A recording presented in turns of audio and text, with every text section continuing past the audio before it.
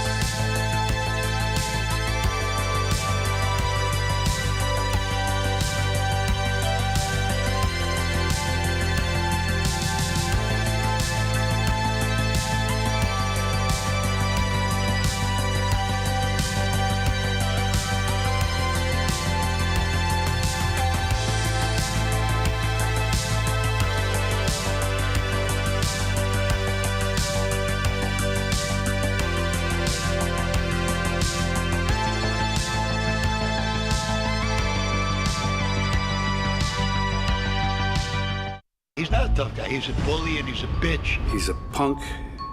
He's a dog.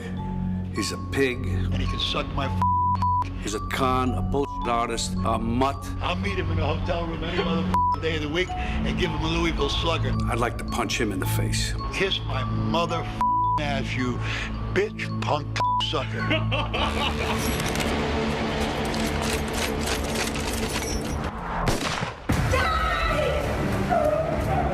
Pointing what appears to be a water gun at the image of President Donald Trump projected on a whiteboard, art teacher Pale Modi has now been seen by countless viewers across the internet. Yes, I have thought an awful lot about blowing up the White House. It's an actor dressed to look just like President Donald Trump as he's assassinated on stage. Pictures and video depicting comedian Kathy Griffin holding the bloody, decapitated head of President Trump are no joking matter for the Secret Service. The rhetoric that has inspired the violence has come from the mainstream of the Democratic Party. They're involved in the coup, an active attempt to start a bloody civil war.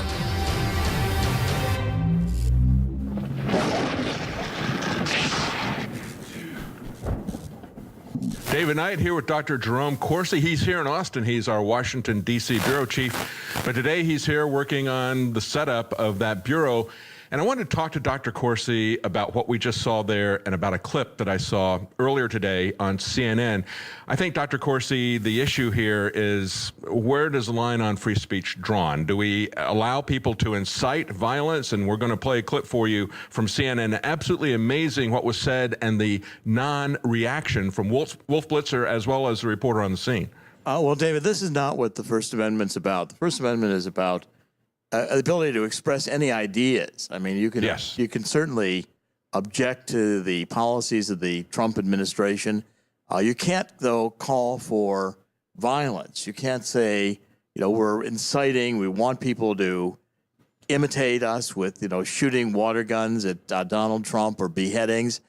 These are crossing the line. These are sending out a disinformation type of message to people out there who may not be emotionally stable. And you can see that in those clips. They're escalating it. First it's criticism, which is fine. We understand people have strong criticism of politicians, and certainly we do that here at Infowars, but we don't incite violence. We shouldn't do that. People should call us on that just as they would call us on an inaccuracy or whatever. We should never incite violence. There's a difference between shouting fire in a crowded theater. That's not free speech to do that as a false alarm, and it's not free speech for these people to get up and use their podium in a theater to say, fire at my political enemies and act out this violence, just as we saw in the clip there, the theater in the park in New York. They're using the bard as a beard for their incitement of violence and saying, hey, it's just Shakespeare.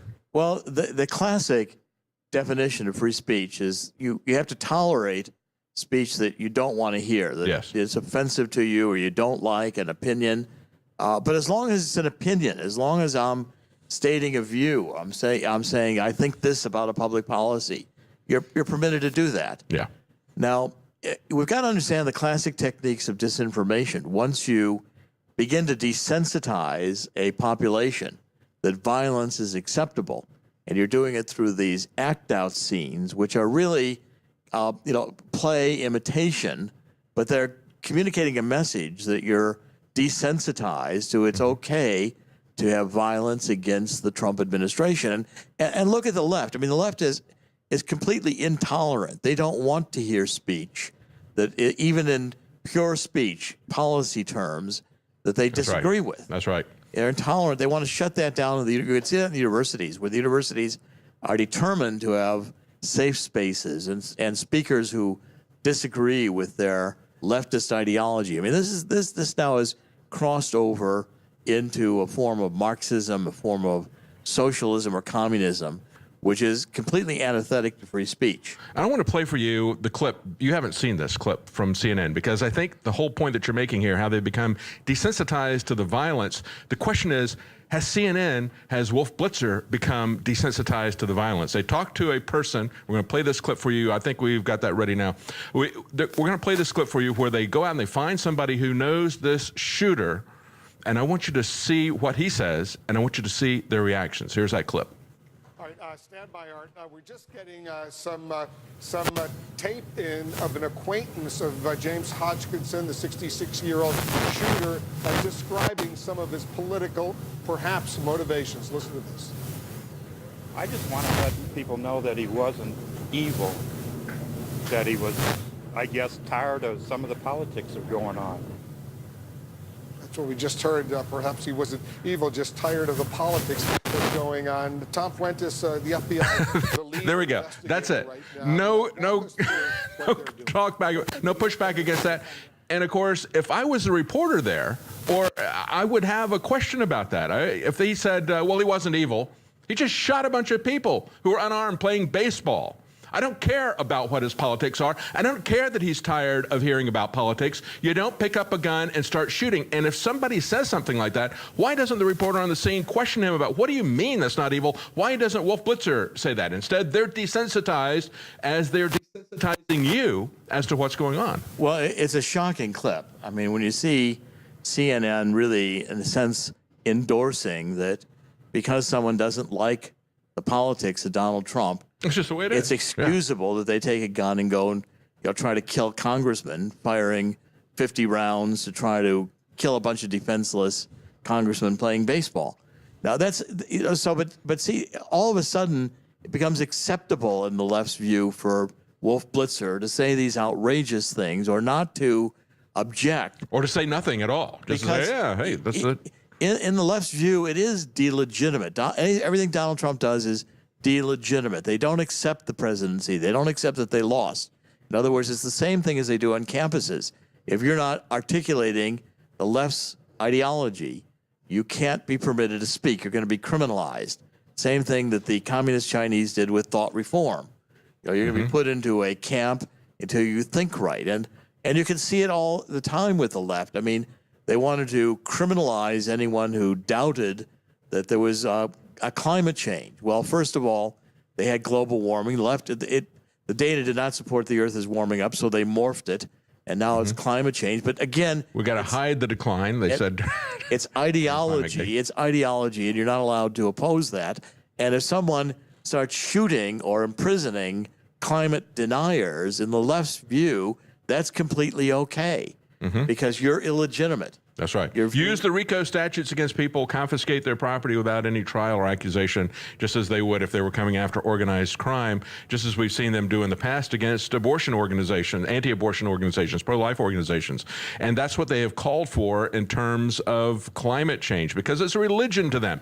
This is religion to them. He wasn't tired of politics. It was his religion. And so to him, it was okay to take action this way. That's the amazing thing to me, that they would not have any reaction, that would not be something that they would question. They would just simply say, well, yeah, he's not evil. He's just tired of the politics. Well, David, this is a very important point. And I think we've got to make sure everybody understands how extremely left the Democratic Party has gone, and also the Soros-funded hard left. This is not the Democratic Party of Hubert Humphrey, Jack Kennedy. This is the Democratic Party of Che Guevara, Karl Marx, Saul Alinsky, and it's out for a revolution. Now, the revolution means that there's going to be ideas that you're going to be permitted to have, and there's going to be ideas that if you hold them, like Donald Trump ideas, make America great, the First Amendment, the Constitution. Well, now you're a criminal. You're a criminal of the state, and you have a right to be shot, imprisoned, tortured, whatever the left wants to do to you, because the left in its ideological purity feels justified in threatening or destroying anyone who objects to them. Now, it's not very far to see this as the leftist fascism, which it really truly is. Yeah, they call themselves anti-fascist, and yet they are exhibiting fascism themselves. Well, they're exhibiting authoritarianism, yeah. Intolerance, this political intolerance, that the self-righteousness. See, our Constitution, our founding fathers had the First Amendment because we wanted to believe that nobody had ideas that couldn't be challenged. That to really get to the best ideas, it had to be challenged. Now here, what the far left is doing is they're saying, if President Trump tries to make America great again, tries to enforce immigration laws, well then he deserves to be killed. Now, this is the kind of thing where you see a deterioration of politicalization of the Department of Justice, because the Department of Justice then does not go after Hillary Clinton. Oh, that's all right. She can amass all kinds of powers and run a criminal charity because, of course, she's on the right side. She's going to do the right things with that money.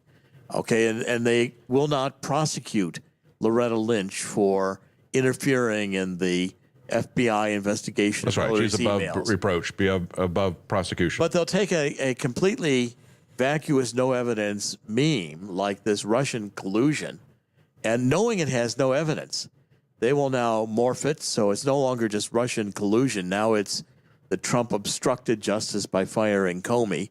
So they've morphed without admitting they lost the first argument. That's right. I want to go to something, too, because much has been made about the fact that this guy was a volunteer for the Bernie Sanders campaign. I'm not going to say that Bernie Sanders is at fault here.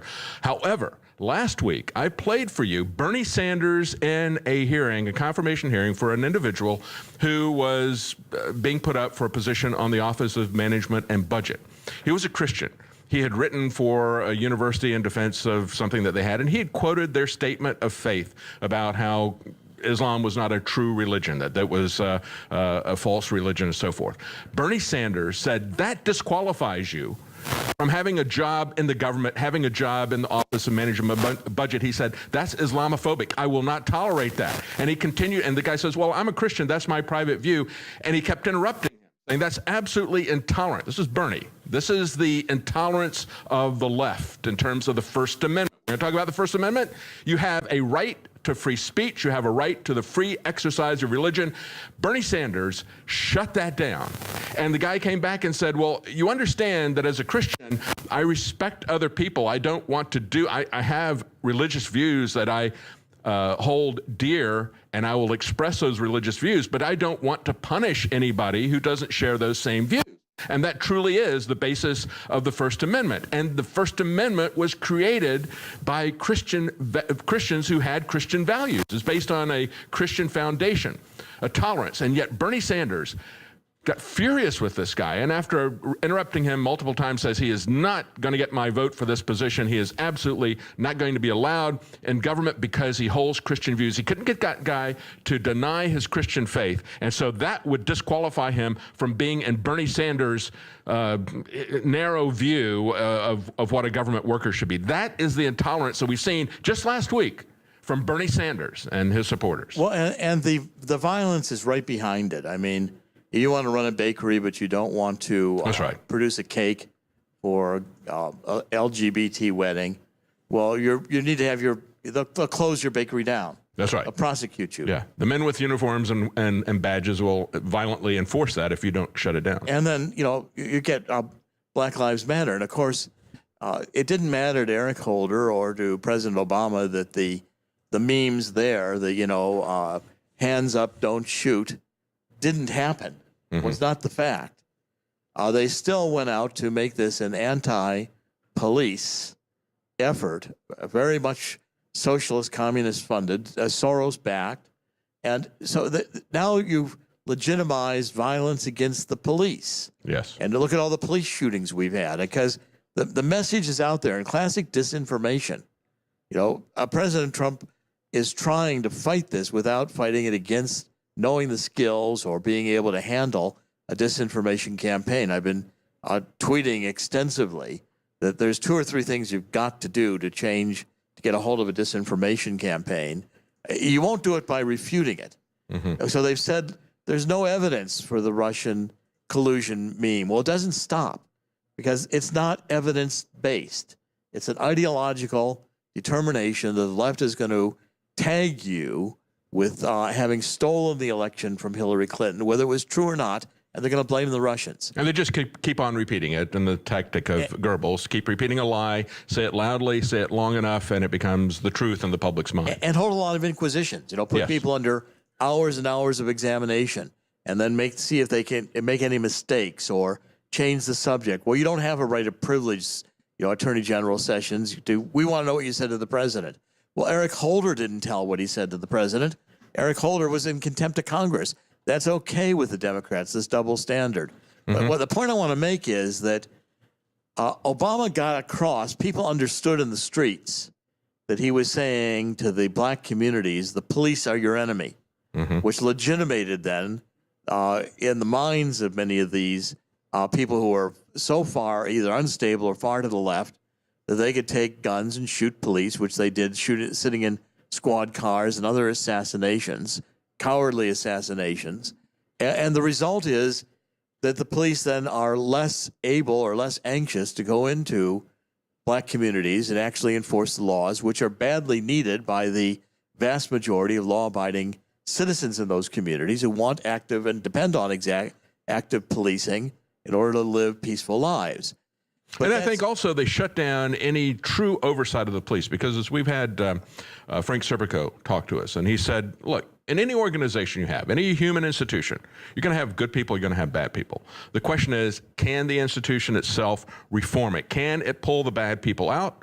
Or will it leave the bad people in and own the problem? And so to keep that from happening, because we have white people and black people being killed, and people make the argument, hey, there's more white people being killed, and the black side will say, but it's a greater percentage of our population, and they're both right. But the question is, what can we do to get the bad actors out? George Soros wants to make sure that we don't have that happen. What he wants is more polarization. He wants blacks against whites, blacks against cops. And so he wants to foment that kind of division. That's really what we're seeing here. They're shutting down any effective reform or justice for people by creating this tribalism, this division between different groups. They love to create groups. They haven't been able to do it economically successfully in the United States, so they do it demographically. Well, David, this is a key point of Saul Alinsky's book, Rules for Radicals. It's Communism 101. If you want to create a revolution, as Saul Alinsky said, you rub raw these social class dissatisfactions. So you create in the minds of black people that they are being oppressed in an underclass, and the police are an agent of social control to impose upon them a capitalist system in which they are the losers. Yeah, and we go back and we look at like the Dylan Roof shooting, for example. A heinous crime of hate. And you know, what they did was they focused on one picture where we had a Confederate flag in the background, and then they used that to foment more division and to try to tear down and eradicate these different aspects of history, even going after the statue of Andrew Jackson in New Orleans when he saved New Orleans. They're coming after anybody in the past who was tangentially involved with slavery or who owned slaves. And of course, anybody that you're going to find before the Civil War, men both North and South owned slaves. So we're basically going to eradicate and tear down all of our history without understanding its context, without understanding the connection to other institutions like Islam, which is held blameless in this, and yet it was Muslims who were intricately involved in the slave trade and who continue slavery to this day. So they're going to take this very narrow focus. They're going to take this one instant. They're going to use it to eradicate history, to move against America in general as they tear down monuments across the country. Well, the point we should do the same thing with Bernie Sanders. If the parallel would be then that we would go back and say, hey, this guy worked for Bernie Sanders. He had Bernie Sanders. Therefore, we need to put Bernie Sanders in prison. We need to eradicate everything that ever had any connection with Bernie Sanders. That would be the parallel to what they did with the Dylan Roof shooting. Well, see, the point is that in any you can't have a communist revolution unless you created civil unrest. They've got to be in the streets. And Loretta Lynch said, we've got to fight Trump in the streets. Yeah. I mean, they're using socialist, communist methodology. First, you create these divisions, you delegitimate Donald Trump, you delegitimate conservatives. The foundations of our society, the history of our society has to be erased. Demonize Alex Jones. You try to demonize, don't give press credentials to any conservative groups, have the mainstream media dominate this stupid press room in the White House, the front row, where they act up on television for an hour, shouting their juvenile questions. And that's supposed to be okay. That's supposed to be completely acceptable. Always the same questions. Because what they're trying to do is they're trying to get people to take up weapons like this nutcase did today with the shooting of the congressman. They're trying to get violence in the street. They will get more. Look at the people that Soros is funding that were at the inauguration, these Antifa, which are essentially criminals. They're essentially arsonists. They're assaulting people. They're breaking property. They're in your face. They want to fight. They want to have violence. They want people to be injured. And they don't have anything to say. They show up at the protest, and all they do is shout racist, sexist, homophobe, Islamophobe, or whatever. When we had the protest at the abortion clinic, what did they do? They didn't even have their own signs with slogans. They came up with black signs to hold over our signs. It's simply silencing the opposition. They don't want to have a political discussion. As he said, he was tired of the politics, so he just shot these people. He's not evil. That's what we saw with the CNN clip. It's okay. Yeah. That's legitimate because hate against Trump on the left, and the far left, is encouraged. Hate against police by Holder and Obama was encouraged. That was the whole point of supporting the Black Lives Matters movement. And I wonder how many people realize, because this is a meme that went out for a long time, that shooting that we just recently had in Portland, and the guy was yelling anti-Muslim statements or whatever, but he was a Democrat. So there were many things on his social media showing that he supported the left, and yet they had put this out there that he was on the right. When we had Gabby Giffords shot, Congresswoman, she was shot by a Democrat. And here we have this guy coming from Illinois, land of gun control, one of the places where outside of California we probably don't have any tighter gun control, and the highest crime, of course. But this is a guy who was a licensed firearm owner in Illinois. And he just had the cops called on him back in March because he was target shooting in his neighborhood. and they said, wait a minute, guy's shooting. And they just showed up and said, oh, you got a license for a firearm? That's okay. And 11 years ago, he was arrested, charged with assault and battery against his girlfriend. At the time, when the police got there, he had a knife. He had pulled out some of his girlfriend's hair. There was a shotgun at the scene. But they said, that's okay. So I don't know if he was a licensed Illinois firearm owner at that time or if later on he was licensed by the gun control people in Illinois, but it just shows, again, the failure of gun control. Here's a guy in Illinois with this history, this criminal history, yet he's allowed to be a firearm owner. They say, we got to have background checks, we got to do more about this, and we got to shut down gun shows, and yet they don't use the background checks. And this guy goes from one high gun control area to another one to commit his crime. Well, and Barack Obama was letting out of prisons the criminal illegal aliens. He said they're fine. Let's just put rapists, murderers, all kinds of bad people.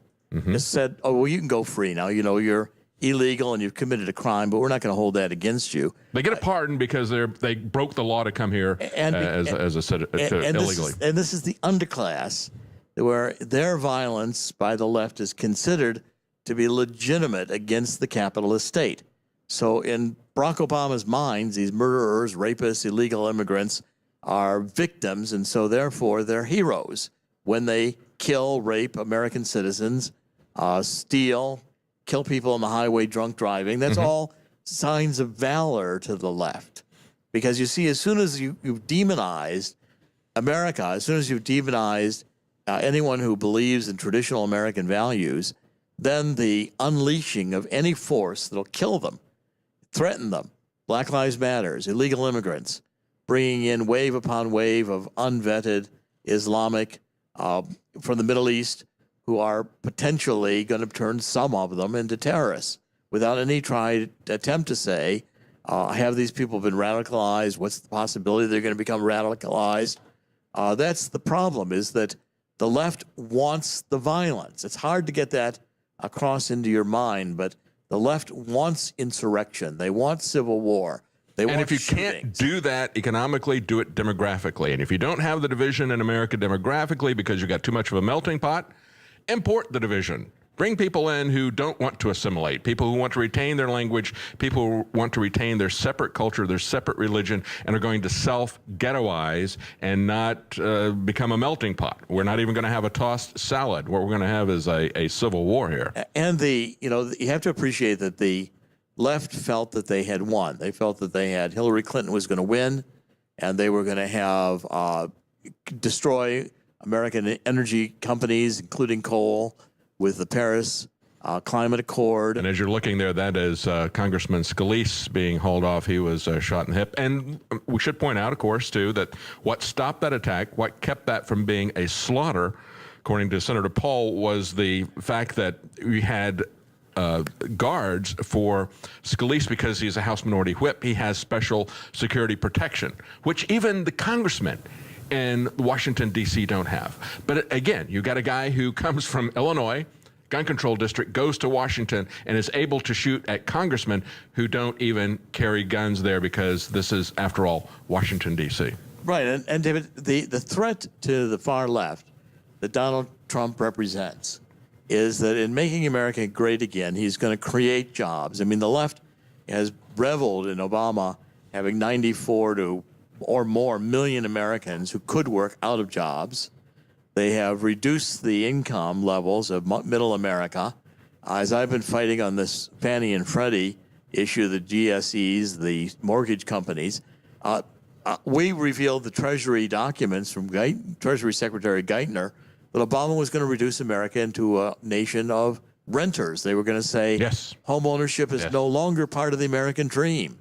Neither is owning even a car going to be part of the American dream or part of your freedom or your children's future, because they want you to rent it by the ride, not even rent the car. They want to own everything. Now, all the automobile manufacturers want to be taxi companies with their self-driving cars. So they want you to rent your little coffin apartment from them. They want you to rent your transportation from them, and they're going to lock you in their massive urban centers where you won't be able to get very far if you get out at all, because they're going to own the means of transportation. And they, as you point out, renting, that's what we've seen from the IMF and from the bankers all along. When they went into the third world in the 1960s, Robert McNamara got out of Washington, out of the mess of Vietnam, and he goes to work for the IMF. And they said, hey, you're rent seeking. You're turning all of these third world countries, instead of helping them to build their infrastructure, you're encouraging them to build a welfare system and borrow the money from you so that you will own them. And that's what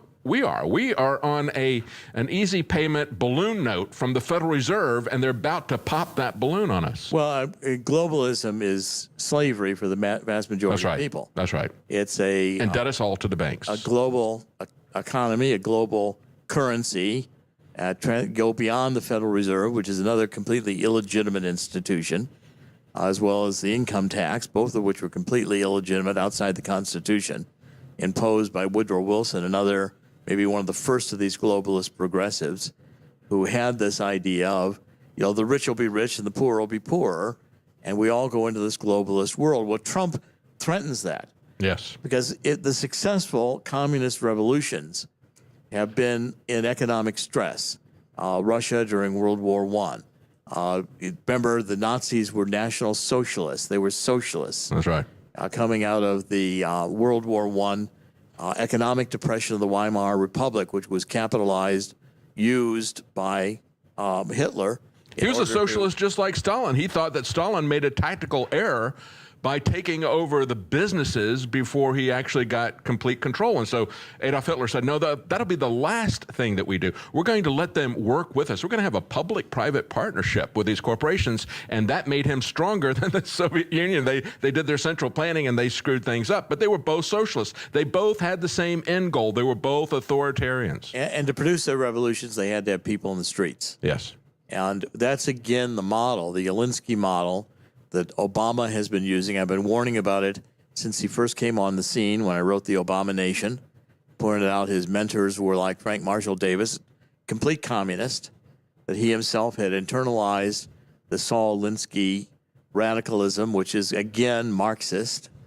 And the idea is to create a society where the class divisions are more intense, the anger is higher, the violence level, you make people feel victimized, and by feeling victimized, they become, they self-legitimate to begin using violence. It's the same kind of psychology. And again, these have to be studied from classic disinformation campaigns, classic psychological terms where people become, in their own minds, victims and then justify the use of violence in order to rectify what they believe is their oppression. And these ideas, as they begin to set in, I mean, we've got today a whole group of college kids who have been indoctrinated with this and believe that they need their safe spaces because they don't want to be challenged with any ideas. Well, again, these are, every single communist nation in the world has ended up like Venezuela, or worse. I mean, how many millions of people did Stalin kill? How many millions of people did Hitler kill? National Socialist. That's right. That's right. And or Mao. Yeah, exactly. Mao. And the economics end up being a disaster, and the people end up being slavery. Now, of course, Bernie's promising you, free college and free this and free that. That's the But you can't work for the government if you won't deny your Christian faith, according to Bernie Sanders. We should try to find that clip, guys. I don't know if we can. But I do want to play that clip again, get that queued up again of CNN, because I want people to see where that ends up. And you talked about Saul Alinsky. And, of course, one of his rules for radicals was the power of ridicule as a weapon. And, of course, that's perfectly within the First Amendment. I think that's a legitimate thing to do, to ridicule other people if you disagree with them. Now, they're using that as a weapon, however, and then they're going beyond that to incite violence. And as we see with CNN, they are now just nonplussed about the fact that a guy would say, who knows the shooter, say, I just want people to know that he's not evil. He was just fed up with the politics. And, of course, nobody at CNN takes exception to that. They don't follow up with any questions. They don't discuss that absurd idea. They just put that out there and leave that for you very calmly so that you'll accept that. Well, and again, this whole idea that also Rachel Maddow, he was evidently very much a Rachel Maddow follower. You get to the point with the understanding that, Donald Trump is threatening the left, and they were desperate. They felt like they were within inches of succeeding. Yes. Transforming the society fundamentally, as Obama said. And the globalists, look at this. They had their Paris Agreement. They had their carbon tax that was going to come. That was going to give them control over our economy. It was going to give them a global tax to support a global government. And it was going to do for them what the Federal Reserve has been doing, the central banks, in terms of every transaction that we do, every dollar they print, we have to pay them interest. Well, then every time we use energy in any way, shape, or form, we would have to pay some capitalist, crony capitalist like Al Gore, some green carbon capitalists, we'd have to pay them a fee in order to use that, an indulgence, if you will, for their global religion of climate change. Well, and the duplicity is that you believing them, all these people who believe this leftist ideology are the ones who end up impoverished and enslaved, because that's the goal. Hillary Clinton intends to be a billionaire. Al Gore intends to be a billionaire. Yes. They're going to live a life of privilege. Oh, yeah. It's that you lose your home because you've lost your job and you can't pay your mortgage. So you become a renter in your own home, or you become a renter in someone else's property. And it doesn't just destroy the quality of your life. It is going to destroy the longevity of your life. You can chart and correlate cheap energy to both life expectancy as well as the quality of life. This is a form of slavery, as we were just talking about, that they're trying to put on people. But let's play that clip one more time real quickly, because we're about to wrap up here, of CNN talking to a friend of the shooter today, telling us how he's not evil. All right, stand by, Art. We're just getting some tape in of an acquaintance of James Hodgkinson, the 66-year-old shooter, describing some of his political, perhaps, motivations. Listen to this. I just want to let people know that he wasn't evil, that he was, I guess, tired of some of the politics that are going on. That's what we just heard. Perhaps he wasn't evil, just tired of the politics that's going on. There we go. And Tom And I Fuentes, heard that in the break FBI room, and it's like, I just could not believe that. It's like, seriously, that's all you have to say? You don't have anything else to say? That's why we clipped that out, and we're talking about that. That's just absolutely amazing that they would normalize that. And I want to be sure we get this in before we wrap it up. I mean, the techniques that Donald Trump's going to have to use to fight this back are going to have to be the techniques that you're taught in counterintelligence to fight a propaganda campaign, because this is a lying, disinformation propaganda campaign. The problem is he's operating against Operation Mockingbird and their long-established connections to the mainstream media. There's several things you have to do. One science. is Donald Trump's going to have to change the subject. That's number one. Now, he's trying to do that. His foreign trip did a good job on that. But he's going to have to change the subject to get it away from this Russian meme and to get it away back on the themes that he wants to talk about in terms of economic development and all the progress he's making, closing borders, et cetera. To do that, he's going to have to do step number two, which is really essentially silence the mainstream media, throw them out of the White House briefing room. Yes. To throw them into across the street where they don't get televised an hour a day, acting up and setting the agenda. Take those, make them broadcast outside the White House lawn. They get rid of all their privileges and start elevating and fighting for the alternative media, which even today, the mainstream media is fighting not to get credentials in Washington. They want to shut out Infowars. They want to shut out Gateway Pundit. Anyone who doesn't agree with them, they want to shut out from credentials. We're not legitimate media. They want to define what's legitimate media. Donald Trump's going to have to intervene in this battle, and he's going to have to take steps to shut down the mainstream media's control of the news. Throw them out. Let them go on the street and compete.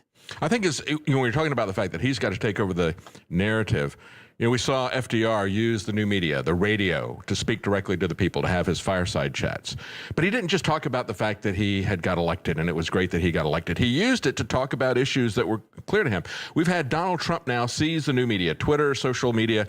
He can talk directly to the people in a way that we've never seen before. I have covered politics for a very long time, and as we all know, anybody who's covered politics knows that even when it is when there's national elections, you can't get anybody to show up. Look at the teeny tiny crowds that Hillary Clinton was getting, that Bill Clinton was getting, that all these people were getting, and yet he was consistently able to get tens of thousands of people to show up at his rallies. He can go over the heads, as you were just talking about, Dr. Corsi. He can go over the heads of the mainstream media. He can go directly to the people. But when he does that, he has to not just make it about his own personal popularity. He has to push this agenda that everybody voted for, that he campaigned on, and he has to select, I think, one issue at a time and say, we're going to push this particular issue. I need your help. I need your support. Energize and activate that massive support that he's got on the ground, on social media, on a particular issue, and take this narrative away from them. They got a red herring. And where that comes from, of course, is the fox hunts, and they would try to get the hounds off of the trail of the fox by dragging a smelly fish across it. Well, the smelly fish here, the red herring here, is the Russians did everything. And we're very sick of that. But you can't just shut that down. You've got to have something to replace it with. You can't just tell your kids, stop doing that. You've got to give them, if you're a wise parent, you give them something positive to do. He has to give us something positive to support. Well, there are steps you can take to shut it down. You throw the mainstream media out of the White House and don't give them access. Two, you say, we're done testifying at the hearings. So there's no more Jeff Sessions going for 3 hours. We're finished with that. That's over. Number three, we're going to give a pardon to General Flynn, and that ends the witch hunt at the special prosecutor, special counselor, who wants to prosecute someone, just like they went after Scooter Libby, to get that. And they'll scream bloody murder for a little while, and then there'll be nothing to talk about. That's right. Yep. So just fire them. Yep. Get rid of them. Yep. They don't have a recourse.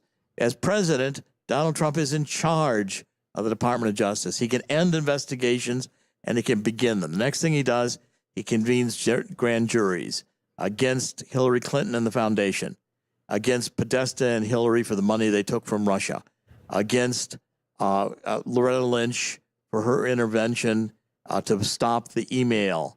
You could look into Solyndra. You could look into the FBI's involvement with Christopher Steele and the dirty dossier, which we've had Senator Grassley ask him repeatedly for information, and the FBI and Comey stonewalled him on the connection, their attempts to pay Christopher Steele. So that's something that really should be investigated. And you can eliminate the leaks by, first of all, firing the people in the bureaucracy and the White House who worked for Hillary and worked for Obama, because they're going to oppose you.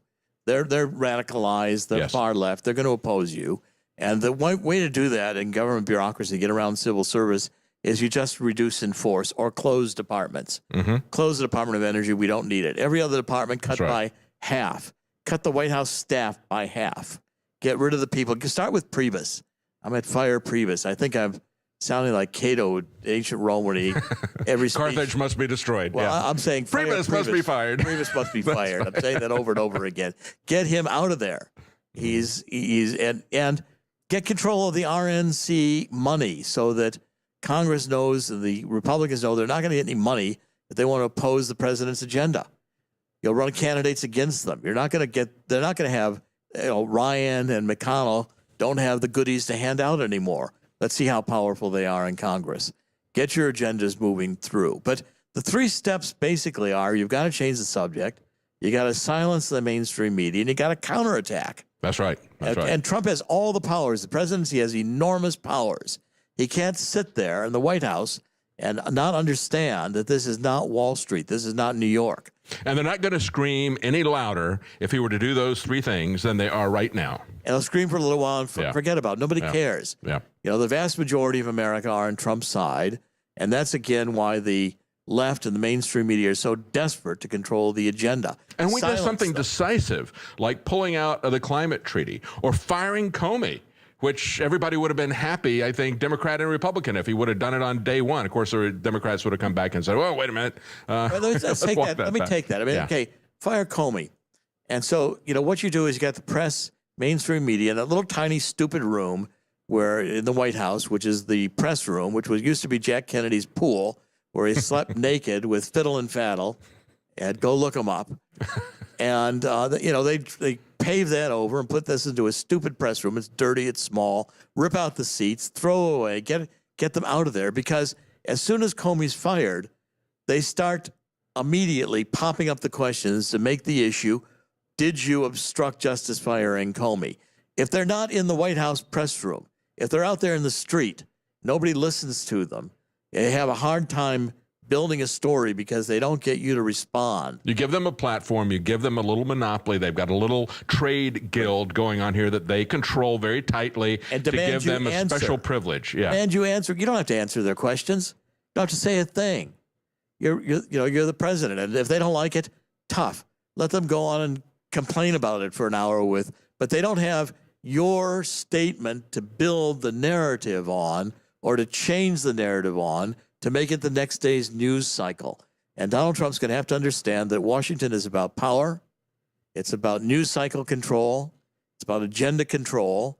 And as Lyndon Johnson understood, not that I'm supporting Lyndon Johnson going to war or Vietnam or anything else, but he certainly did know how to get in your face with his smelly breath and tell you what you were going to do passing his legislation if you intended to have any future career in Congress. Well, Dr. Corsi, that's why we've got you as the Washington correspondent. You certainly know what's going on in Washington. You know the history. And I think what you just laid out here is a very practical program. Hopefully, Donald Trump will do something like that. We want to see him take decisive action. People have been very happy when he has taken decisive action that matched what he said he was going to do on the campaign trail, when he shut down TPP, when he got out of the Paris Climate Accord. We want to see him drain the swamp. And as you pointed out, the best way to do that is to get around these layoff rules that they've put in their feather bedding, is to say we're going to have a reduction of force. He could easily get these people who are opposing him out and go on the offensive. I think that's the key thing. Yes, he's got to go on the offensive with it. And I've known Donald Trump, for 40 years. I've known him and watched him in New York, knew his father, virtually lived in the Plaza when he owned it for a couple of years, Plaza Hotel in New York. Donald Trump always looks like he's going to lose before he wins. Always. I've always said that about him. But I have great confidence in Donald Trump.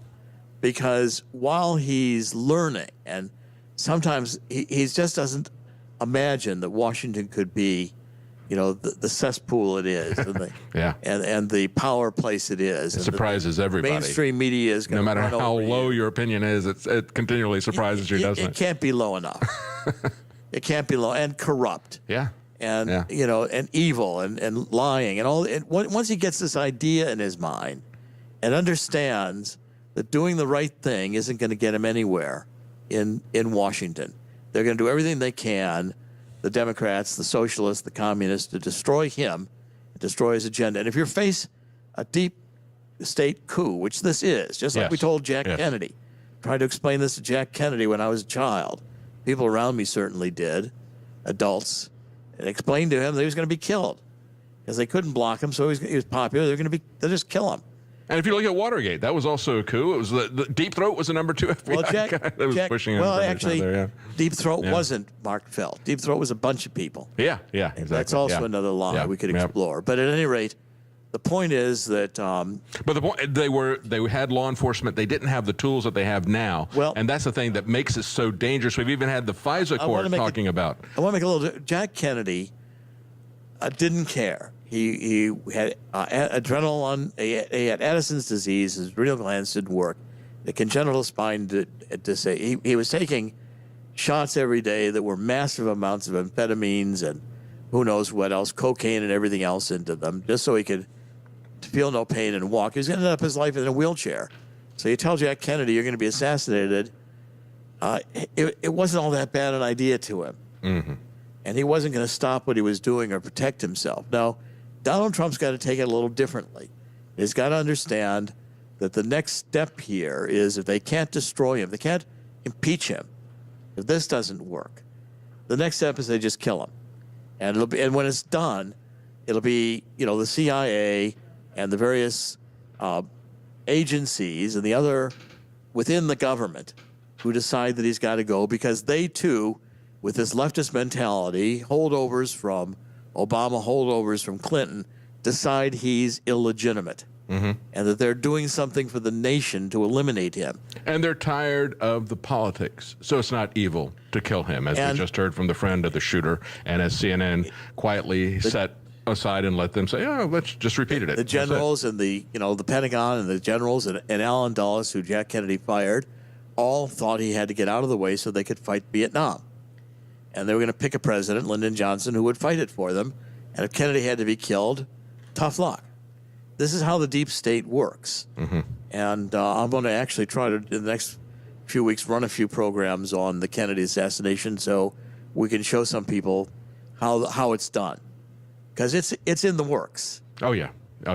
And they have refined the tactics, the techniques, and now they have far more sophisticated technical abilities than they could ever have dreamed of back then. Even the FISA court has turned into a whistleblower, talking about the politicization of the surveillance state of law enforcement, people like the FBI, again, involved in another attempted coup. It was interesting that Washington said, this is a coup, when Comey was fired, because they see themselves as the real permanent entrenched government. Well, we're out of time, Dr. Corsi. Thank you so much for joining us. And again, that shows us why we have picked Dr. Corsi as our Washington correspondent, his vast experience and knowledge. Thank you for joining us. I'm David Knight with Infowars.com and Dr. Jerome Corsi. Thank you so much. David, great pleasure to be with you. Thank you very much. Thank you.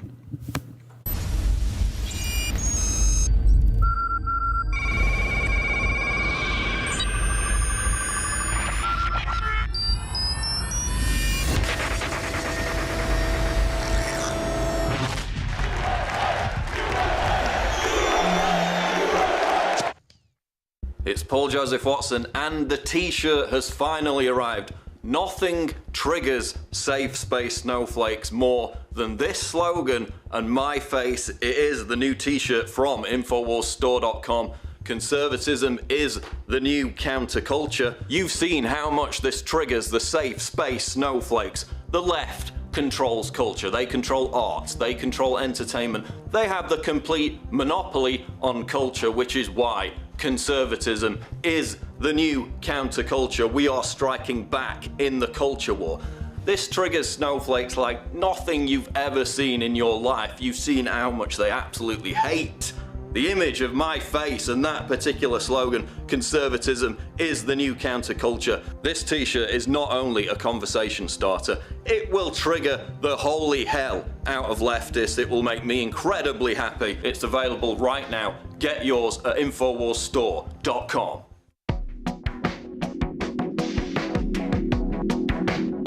Does your shampoo leave your scalp itchy and your hair dry and frizzy? Introducing Emmerich's Essentials Natural Herbal Shampoo, made with organic oils for an exhilarating fragrance. Enjoy all-natural and chemical-free shampoo for a healthier you. Gentle enough for color-treated hair and sensitive scalps. Only pure, organic, antiseptic herbs that have demonstrated antimicrobial activity are used. Go natural. Go organic. No parabens or sulfates. Nothing to weigh you down.